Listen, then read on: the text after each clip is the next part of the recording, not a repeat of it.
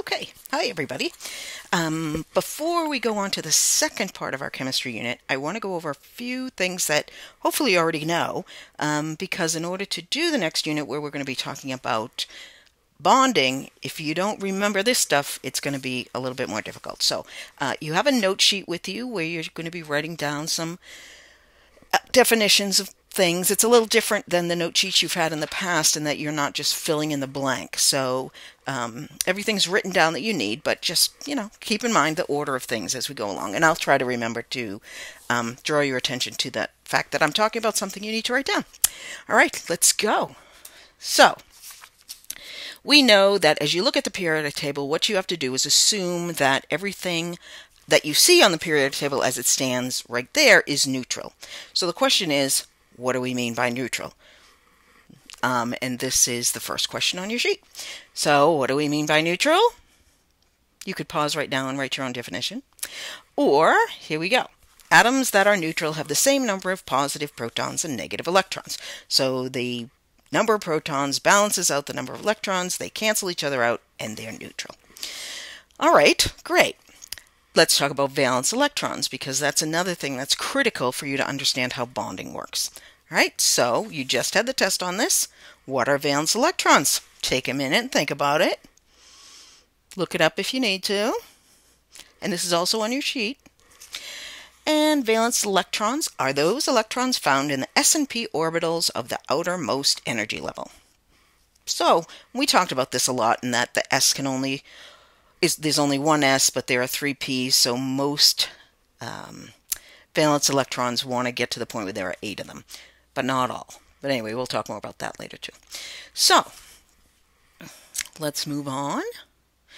And you can look at the periodic table, which you'll always have with you, or you'll have one posted, or you can look up a periodic table, whatever. But then how can you use the periodic table to find out how many valence electron any atom has? Well, we're skipping the transition metals, which you'll find out more about when you get to chemistry, but we came up with a pattern that, so you're going to think back to your coloring sheet. But even if you don't have your coloring sheet, there are the column numbers at the top, which is also a little trick that you can use to figure out the number of valence electrons, and those are always printed on periodic tables. So you look at the columns and the column numbers, and the number of valence electrons is equal to the digit in the ones place of the column number. So columns 1 and 2, that's pretty easy. But then we skip all the way over to column 13, and that's where we start with 3 valence electrons in 4, 5, 6, 7, 8, going through columns 14 through 18. So I don't know if I mentioned that trick before, but it's a pretty good one. And that's also on your sheet. So that was a nice review of, oh, actually, no, wait a minute, we're not ready to move on. Now we're going to practice a little. So hopefully you have a periodic table nearby and you can look this up. So write the answers on your sheet. How many valence electrons do the atoms of the following elements have? So right now what you might want to do is pause and get the answers, and then see if you match what I have. All right, so pause and come back in a minute. And here we are. The carbon has 4, sodium has 1, fluorine has 7, argon has 8, and helium has 2. So, but if you notice on the periodic table, both argon and helium are in the same column. So what's the story with that?